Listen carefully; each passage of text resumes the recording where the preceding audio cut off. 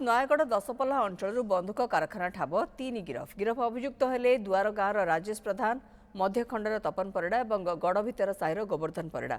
Police से गोटे पिस्तल गोटे बंधुक और बंधुक तैयार व्यवहृत बहु सरंजाम जबत करिछि। अन्य जन अभियुक्त विभूति परिड़ा फेरार अछि।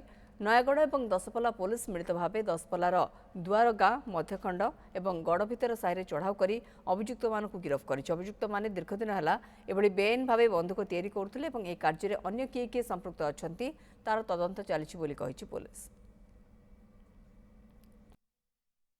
जिनस पाइछु सेठी दुईटा गन अछि गोटे कंट्री मेड डीपीवीएल पिस्टल और गोटे कंट्री मेड एसपीएमएल गन अछि अता संगे इलीगल गन मैन्युफैक्चरिंग करिबा को या वेपन मैन्युफैक्चरिंग करिबा जा टूल्स अछि सेटा भी गोटे जिनस हमें पाइछु और ए साथ संगे हमें 4 जन को एक्चुअली 4 जन इन्वॉल्व अछंती सेथरे हमें 3 जन को धरिछु।